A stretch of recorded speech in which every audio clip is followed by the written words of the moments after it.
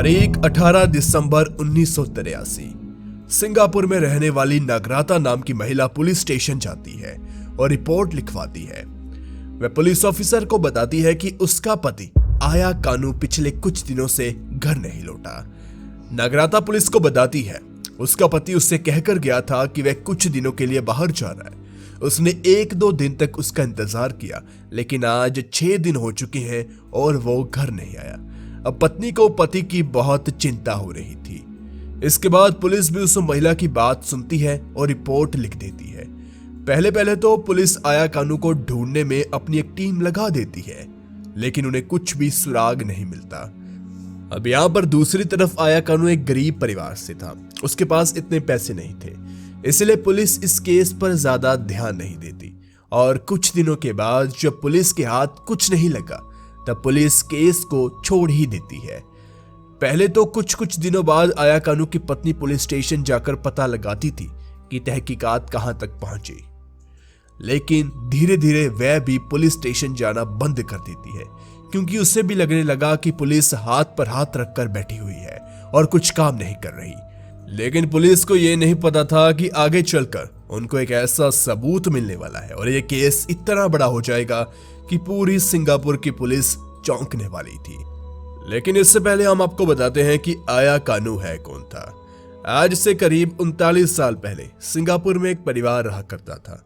परिवार के मुखिया का नाम था आया कानू, उसकी पत्नी का नागराता। इनके 3 बच्चे थे। यह परिवार काफी गरीब परिवार था। आया कानू वहीं चर्च में साफ सफाई का काम किया करता था और चर्च के पास ही उसने छोटा सा कमरा ले रखा था। वहीं पर वह अपने परिवार के साथ रहा करता था। देखिए, आया कानू वैसे तो अच्छा इंसान था, लेकिन उसे थोड़ी सी शराब पीने की लत थी और शराब पीने की वजह से उसका अपनी पत्नी के साथ झगड़ा होता रहता था। लेकिन एक दिन अचानक आया कानू घर से चला गया। पत्नी कहती है कि आया कानू कहकर गया कि वो जुआ खेलने जा रहा है और उसे देरी हो सकती है। उसने कहा कि अब वो अपनी गरीबी मिटाकर ही घर लौटेगा और कुछ दिनों में अच्छा पैसा कमाकर घर आएगा। और जैसा हमको पता है कि वह कुछ दिनों तक घर वापस नहीं आया और ऐसे ही करते करते 6 दिन बीत गए। पत्नी ने रिपोर्ट लिखवाई और ऐसे ही तहकीकात शुरू हुई, लेकिन पुलिस के हाथ कुछ नहीं लगा। बीते बीते महीने गए, दिन गए, साल चले गए, 2 साल चले गए, 3 साल चले गए। वह समय आ गया 1987 का, 1987 का। अब आया कानू को घर से गायब हुए करीब 4 साल हो चुके थे। अब यहाँ पर एक सिंगापुर में एक डिटेक्टिव थे। तभी उनको एक पेजर पर एक दिन मैसेज आया करता था। आपको बता दें कि पहले के जमाने में मोबाइल फोन नहीं हुआ करते थे, पेजर हुआ करते थे और वहीं से बातचीत हुआ करती थी। और करीब 9 जनवरी 1987 के दिन डिटेक्टिव के पेजर पर एक मैसेज आता है। मैसेज में डिटेक्टिव को किसी खबरी ने कहा था, आप मुझे जल्दी से जल्दी मिलो, मुझे आपको बहुत जरूरी बात बतानी है।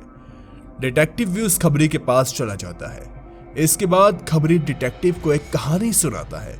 कहानी सुनने के बाद खबरी को डिटेक्टिव कहता है, तुम पागल हो चुकी हो, भला ऐसे कैसे हो सकता है। भला उस खबरी ने डिटेक्टिव को ऐसा क्या बता दिया।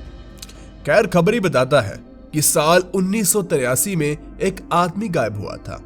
उस आदमी का नाम था आया कानू और उसे 3 लोगों ने मिलकर मारा था। उन 3 लोगों ने आया कानू के छोटे छोटे टुकड़े कर दिए। उन 3 लोगों को डर था कि कहीं पुलिस को आया कानू की बॉडी ना मिल जाए। अगर पुलिस को उसकी बॉडी मिल गई तो सभी के सभी पकड़े जाएंगे। इसलिए तीनों ने मिलकर आया कानू के छोटे छोटे पीस कर दिए और उसके शरीर में जितनी भी हड्डियां थी उसे प्लास्टिक के लिफाफे में भरकर अलग अलग जगह पर ले जाकर फेंक दिया, दफना दिया, बर्बाद कर दिया। और हड्डियों के अलावा जितना मांस बचा था उन्होंने उस मांस की सब्जी बना दी। साथ में उन्होंने बना दिए चावल। इस खाने को कर दिया मिक्स और बस छोटे छोटे लिफाफों में पैक कर आसपास के लोगों को दावत कहकर बांट दिया।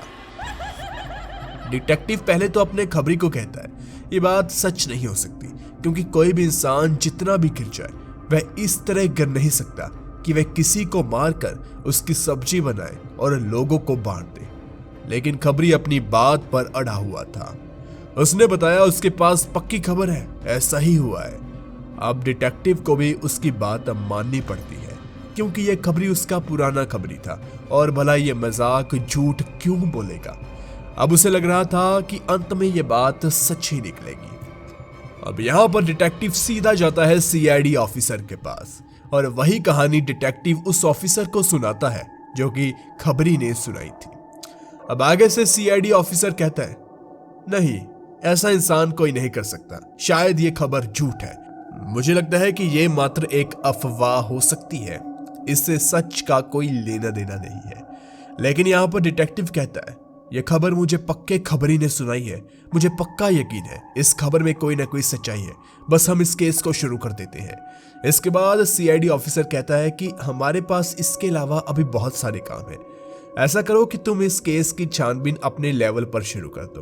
तुम्हें जिन चीजों की जरूरत होगी हम तुम्हारे साथ है, डिपार्टमेंट तुम्हारे साथ है, पुलिस तुम्हारे साथ है, बस इस केस की छानबीन तुम अपने लिए शुरू कर दो। इसके बाद डिटेक्टिव खुद इस केस के पीछे लग जाता है।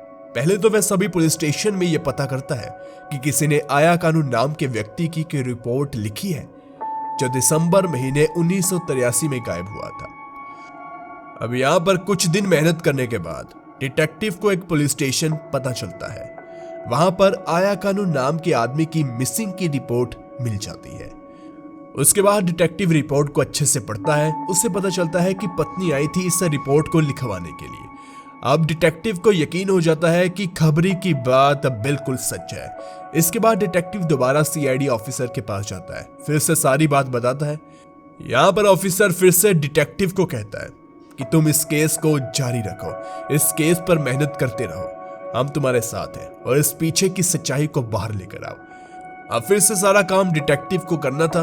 अब वह इस केस की पड़ताल शुरू कर देता है। उसे पर्सनली इस केस के साथ जुड़ाव महसूस होता है, उसे इंटरेस्ट पैदा हो जाता है, क्या इंसान कोई ऐसा भी कर सकता है। इसके बाद जासूस पहले तो आया कानू की पत्नी नागराता से मिलता है।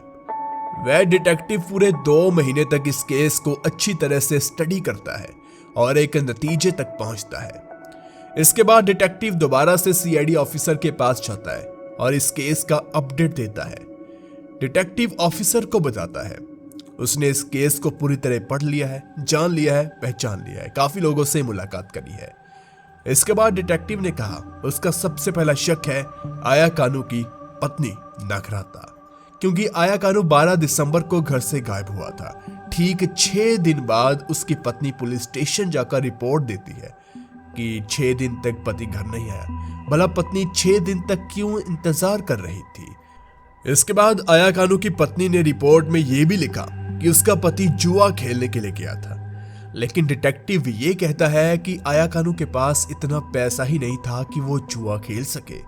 उसके घर का गुजारा बहुत मुश्किल से हो रहा था, तब वह जुआ खेलेगा ही क्यों। तब डिटेक्टिव सीआईडी ऑफिसर को कहता है हो ना हो आया कानू की पत्नी कुछ ना कुछ छुपा तो रही है। इसके बाद सीआईडी ऑफिसर ने कहा अगर इस बात में सच्चाई है कि आया कानू के छोटे टुकड़े किए गए तो यह काम पत्नी अकेले तो कर नहीं सकती, कम से कम 2-4 लोगों की जरूरत पड़ेगी। और ऊपर से मांस को सिर्फ वही काट सकता है जिसका ये रोज का काम हो, और ऊपर से काफी खून भी बहा होगा। तो इस तरह से मांस की शॉप में खून अगर हो तो किसी को कोई शक नहीं होगा। तो इस तरह से पड़ताल आगे बढ़ती है। सीआईडी ऑफिसर डिटेक्टिव को कहता है अगर उसने ये किया भी हो तो ये काम अकेली उसकी पत्नी का हो ही नहीं सकता, इसको करने के लिए बहुत कलेजे की जरूरत पड़ती है। मुझे शक है कि इस केस में 1 से ज्यादा लोग मौजूद हैं। इसके बाद डिटेक्टिव कहता है नागराता के 3 भाई हैं और तीनों ही शादीशुदा है। उनमें से एक भाई सिंगापुर में एक बड़ी फाइनेंस कंपनी में काम करता है और उस कंपनी ने उसे एक क्वार्टर भी किराए पर रहने के लिए दिया हुआ है। वह क्वार्टर काफी सुनसान जगह पर पड़ता है। डिटेक्टिव ये भी बताता है कि आया कानू अक्सर शराब पीने के बाद अपनी पत्नी को मारा पीटा करता था, इसलिए आया कानू का झगड़ा अक्सर उसकी पत्नी से होता रहता था और शायद अपने झगड़े से तंग आकर पत्नी ने यह सब किया हो। इसके बाद ऑफिसर कहते हैं कहानी में दम है, इसलिए ऑफिसर डिटेक्टिव को उनके घर पर छापेमारी करने की अनुमति दे देते हैं। इसके बाद कुल 5 पुलिस की टीमें सिंगापुर की 5 अलग अलग जगह पर छापेमारी करती है। उन्हें अभी भी यकीन था कि उन्हें कोई ना कोई छोटे से छोटा सबूत मिल ही जाएगा, जिससे वह कातिल के खिलाफ कार्रवाई कर सके, क्योंकि बिना सबूत के पुलिस किसी भी तरह की चार्जशीट कोर्ट में दाखिल नहीं कर सकती। इसके बाद पुलिस की टीम सबसे पहले आया कानू के घर छापेमारी करती है। उसके बाद नगराता के तीनों भाइयों के घर छापेमारी होती है। नगराता की मां के घर छापेमारी की जाती है। आखिर में उनके इलाके में एक छोटी सी मीट की शॉप थी, वहां पर पुलिस जाती है। छापेमारी करने के बाद पुलिस 8 लोगों को गिरफ्तार करती है। एक नगराता को, उनके तीनों भाइयों को, तीनों पत्नियों को, इसके अलावा नगराता की मां यानी कि आया कानू की सास को। अब यहां पर पुलिस सभी से पूछताछ करती है। आया कानू के कत्ल के बारे में पूछती है, लेकिन सभी लोग ये कह रहे थे आया कानू, उन्हें लगता है कि अभी भी जिंदा है, वह मरा नहीं है, वो बस हमसे दूर जा चुका है। इसके बाद पुलिस ने सभी लोगों को टॉर्चर भी किया, सख्ती से सवाल पूछे, लेकिन फायदा नहीं हुआ। पुलिस ज्यादा दिनों तक उन्हें गिरफ्तार करके नहीं रख सकती थी, क्योंकि पुलिस के पास कोई भी सबूत नहीं थे। अब यहाँ पर पुलिस को एक कढ़ाई भी मिलती है, जिस पर वो कह रही थी कि इसी में आया कानू को काट कर सब्जी बनाई गई है। जिस मीट शॉप पर पुलिस ने छापेमारी की थी, वहां पर खैर उन्हें कुछ प्राप्त नहीं हुआ। अब पुलिस को लगने लगा शायद उनके हाथ कुछ नहीं लगेगा। फिर आखिरकार 27 मार्च 1987 के दिन सभी लोगों से दोबारा पूछताछ होती है। इस बार पुलिस के हाथ कामयाबी लग जाती है, क्योंकि नगराता का एक भाई मान जाता है कि उसने ही अपने दोनों भाइयों के साथ मिलकर आया कानू का कत्ल किया है।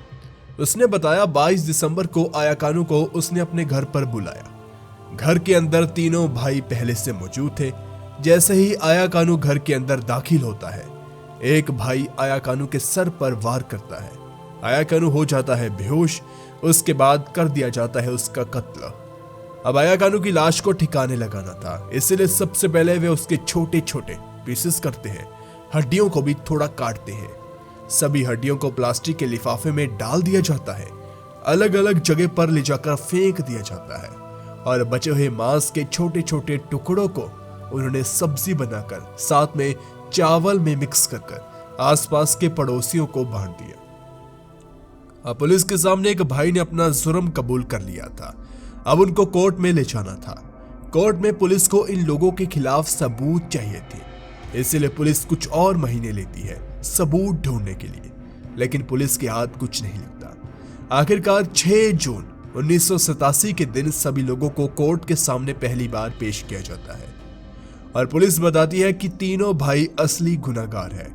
इसके अलावा उन तीनों भाइयों की पत्नियों को और नगराता और उसकी मां को सबूत मिटाने के जुर्म में कोर्ट के सामने पेश किया गया था। जिस भाई ने पुलिस के सामने अपना जुर्म कबूल किया था, कोर्ट में जाकर वो मुकर गया। उसने कोर्ट के सामने कहा पुलिस ने उसे बहुत टॉर्चर किया, बहुत पीटा, इसलिए पुलिस के सामने उसने जुर्म कबूल कर लिया, और असल में आया कानू की मौत के पीछे हमारा कोई भी हाथ नहीं है। उसने ये भी कहा कि हमें पूरा यकीन है कि वह अभी जिंदा है। अब कोर्ट ने पुलिस को कहा कि आपके पास कहानी है जो बहुत अच्छी है, लेकिन अफसोस सबूत की कमी है, सबूत आपके पास है नहीं, और कोर्ट कहानी के दम पर किसी को सजा नहीं देती। इसके बाद पुलिस ने कहा कि अगर आया कानू जिंदा होता तो अभी तक वापस आ जाता, क्योंकि उसे गुम हुए पूरे 4 साल हो गए थे। इसका मतलब वह इस दुनिया में नहीं है। इसके बाद पुलिस ने कोर्ट से रिक्वेस्ट की कि वे 5 महिलाओं को छोड़ दे, लेकिन इन तीनों भाइयों को पुलिस रिमांड में लेना चाहती है। पुलिस ने कोर्ट को कहा कि इनमें से एक भाई ने अपना पूरा जुर्म कबूल किया और आधी कहानी तो उसी ने ही बताई है, इसलिए कृपया हमें इनको रिमांड पर ले जाने की अनुमति दी जाए। पुलिस ने दोबारा से जांच पड़ताल शुरू की, उन्हें रिमांड पर भेज दिया गया। इसके बाद कुछ और महीने उन्हें जेल में रखा जाता है। समय बढ़ता जाता है। इधर सीआईडी डिटेक्टिव भी अपने लेवल पर इस केस पर काम कर रहे थे, क्योंकि ये केस काफी ज्यादा लाइमलाइट में आ चुका था। फिर तीनों भाइयों ने कोर्ट में एक अर्जी दाखिल की और उन्होंने लिखा, अगर हमारे खिलाफ सबूत है तो हमें सजा दीजिए, अगर आपके पास सबूत नहीं है तो हमें रिहा कीजिए। अब कोर्ट ने भी सोचा कि हाँ, बात तो सही है, पुलिस के पास सबूत नहीं है। आपको बता दें कि समय 4 साल आगे निकल चुका है, यानी कि 1987 से उन्हें भेजा गया है पुलिस के पास, और अब समय आ चुका था 1991, यानी कि 4 साल वो जेल में रहकर आए। लेकिन पुलिस को इन 4 सालों में भी कोई सबूत नहीं मिला। इस तरह से कोर्ट ने भी सोचा कि हाँ, सबूत तो नहीं है। इस तरह से उन तीनों को बरी कर दिया जाता है। इसके बाद भी पुलिस उन तीनों पर नजर बनाए हुए थी, लेकिन धीरे धीरे कर सबूत मिल नहीं रहे थे। बाद में इस केस को सभी भूल गए। अब यहाँ पर इस केस को तो लोग भूलते जा रहे थे, लेकिन 1995 में कुछ और हो जाता है। यहाँ पर सिंगापुर में एक शो आता है और उस शो की कहानी आया कानू पर आधारित थी। इसके बाद लोगों के दिमाग में ये कहानी फिर से जन्म लेती है। साल 1983 की कहानी लोगों के दिलों में आज भी बस गई। लेकिन इस कहानी में उन्होंने क्या दिखाया, यानी कि टीवी शो में उन्होंने दिखाया कि जो ये 3 भाई थे, इन तीनों ने ही आया कानू को मारा। अब यहाँ पर ये शो इन भाइयों ने भी देखा और कहा कि ये तो हमें डिफेम कर रहे हैं, इस शो को हमारे ऊपर बना दिया गया। इसके बाद उन्होंने इस टीवी शो के खिलाफ कोर्ट में अर्जी दाखिल कर दी। कोर्ट ने कहा यह सिर्फ एक कहानी है और इस शो में, इस कहानी में आपका नाम नहीं लिया गया और आप तो बेगुनाह हो, आपने कुछ नहीं किया, तो फिर किस बात की टेंशन। इस तरह से ये तीनों भाई इस केस को हार जाते हैं और अब इस कहानी को पूरे 39 साल हो चुके हैं। आया कानू जो कि जुआ खेलने गया था घर से, यानी कि पत्नी कहती है, वो आज तक वापस नहीं आया। अब आज के समय में आया कानू कहां पर है? लगता है कि वो जिंदा नहीं है। अगर जिंदा नहीं है तो वो कहां गया, उसे किसने मारा, ये राज अभी तक बना हुआ। लेकिन एक और बात लोगों के दिमाग में ये था कि अगर मान लेते हैं कि तीनों भाइयों ने आया कानू को मारा है, तो भला ये बात खबरी को कैसे पता चल गई, ये भी एक बड़ा सवाल है। खैर, आपको बता दें कि एक बस पहाड़ों के सफर में निकली, लेकिन अपनी मंजिल तक कभी नहीं पहुंची। क्या है सच उस भूतिया चीनी बस का? जाने के लिए राइट साइड वाली वीडियो पर क्लिक